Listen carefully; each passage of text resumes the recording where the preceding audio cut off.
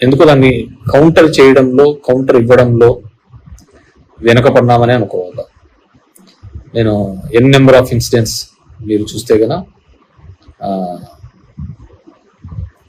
ప్రతిపక్షంలో ఉన్నప్పుడు ఎన్నో నిందలు, ఎన్నో ఇది 1,00,000 కోట్లు అన్నారు, ఇంకోటి అన్నారు, అదని అన్నారు.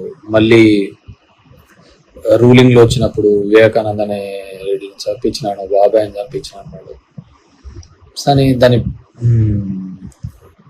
పర్ఫెక్ట్ ప్లాట్ఫామ్స్ లో మనం కరెక్ట్ సమయంలో ఖండించకపోవడం కూడా ఇవన్నీ కూడా దారితీసినాయి. ఈరోజు చంద్రబాబు నాయుడు గారు ఒక పెద్ద నిందను వేయడం జరిగింది. అదేమిటి అంటే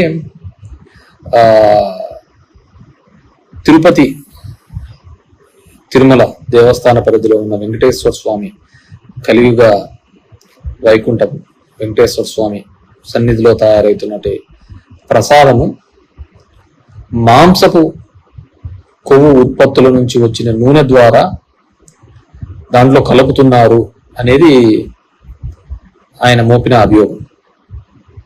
చిరస్థాయిగా మోపినారు అనేది ఆయన మోపిన అభియోగం. సో ఇట్స్ వెరీ చాలా డేంజరస్ స్టేట్మెంట్. ఎందుకంటే గవర్నమెంట్లో ఉన్నటువంటి ముఖ్యమంత్రి స్థాయి వ్యక్తి ఆ విధమైన మాట్లాడినాడు. సరే, అతను నిజం మాట్లాడుతున్నాడా అబద్ధం మాట్లాడుతున్నాడని ఈ ఒక్క దాంతోనే తెలిసిపోతుంది. గతంలో అతను చేసిన నిందలు, అపవాదులు అవన్నీ కూడా నిజమా అవునా కాదా అనేది ఈ ఒక్క దానిలతో కూడా తేలిపోతుంది. కాబట్టి ఖచ్చితంగా వెంకటేశ్వర స్వామి సన్నిధిలో జరిగిన ఏదైనా ఉంది అనుకుంటే వాటిని ఖచ్చితంగా, ఎందుకంటే దానిలో వైసీపీ గవర్నమెంట్లో టీటీడీ ప్రెసిడెంట్గా ఉన్నటువంటి వైవి సుబ్బారెడ్డి గారు, కరుణాకర్ రెడ్డి గారు ఇద్దరు కూడా చెప్పారు, అసలు ఒక మనిషి జన్మ అయితే ఎవడైనా ఆ విధంగా మాట్లాడతాడా అని కూడా అంత ఘాటుగా కూడా వాళ్ళు స్పందించడం జరిగింది. దమ్ముంటే ప్రూవ్ చేయండి, కోర్టుకు వెళ్దామనే స్థాయిలో కూడా ప్రూవ్ చేయడం జరిగింది. నాకు తెలిసి జగన్మోహన్ రెడ్డి గారు కూడా వాటి గురించి మాట్లాడతారని నేను అనుకుంటున్నాను. మాట్లాడాల, ఎందుకంటే గతంలో మనం గవర్నమెంట్ లో ఉండి మనం మాట్లాడకపోవడంతోనే చాలా సమస్యలు కూడా మనం నెత్తి తీసుకొని వచ్చాం. ఊర్లో పోయేదంతా కూడా మనం తీసుకొని వచ్చు. గుళ్ళన్నీ కూడా విగ్రహాలు కొట్టేస్తున్నారని మన మీద అపవాదు వేసినారు. కానీ ఎండ్ ఆఫ్ ది డే చూస్తే ఒక చోట టీవీ కెమెరాలలో తెలుగుదేశం వాళ్ళని ఇద్దరిని నందిని తీసుకొని పోయి మార్చి పెట్టేది చూసిన తర్వాత, గమనించిన తర్వాత చూస్తే మళ్ళీ ఎక్కడా కానీ ఆ విగ్రహాలు కానీ దొంగతనాలు అనేది ఎక్కడా జరగలేదు. సో దానికని మనం సరైన ప్లాట్ఫామ్ లో మనం చెప్పలేకపోయినామనేదే నా యొక్క ఫీలింగ్, నా యొక్క భావన కూడా. అదేవిధంగా ఎలక్షన్ల ముందు కూడా 18,000 కోట్ల సంబంధించిన డ్రగ్స్ విశాఖ పోర్టుకు వచ్చింది, మొత్తం డ్రగ్స్ కు బానిసలు చేస్తున్నారు ఆంధ్రప్రదేశ్ లో ఉన్న వాళ్ళని కూడా చెప్పడం జరిగింది. ఇప్పుడు వాళ్ళ గవర్నమెంటే ఉంది, కింద వాళ్ళదే పైన వాళ్ళదే, అన్ని వాళ్ళ గవర్నమెంట్లో. మరి ఎక్కడైనా ప్రూవ్ చేసినారా? చేయలే.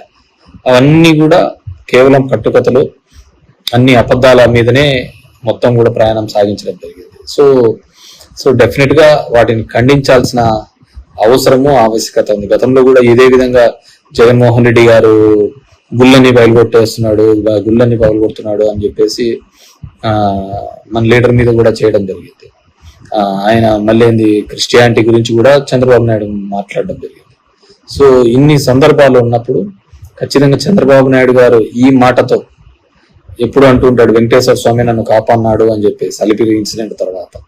సో ఈ మాట గన అబద్ధమైతే ఖచ్చితంగా ఎవరైతే ఇలాంటి నిందలు వేశారో వాళ్ళు చిరస్థాయిగా ఖచ్చితంగా ఆ వెంకటేశ్వర స్వామి యొక్క కోపానికి ఖచ్చితంగా బలి అవుతారు.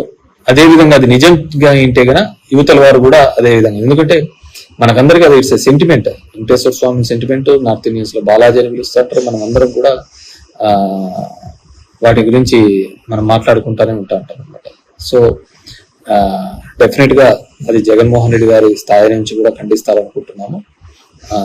ఇప్పటికీ వైవి సుబ్బారెడ్డి అన్న కానీ అదేవిధంగా కరుణాకర్ రెడ్డి గారు కూడా ఛాలెంజ్ చేసినారు, ఎవరైతే టీటీడీ ప్రెసిడెంట్.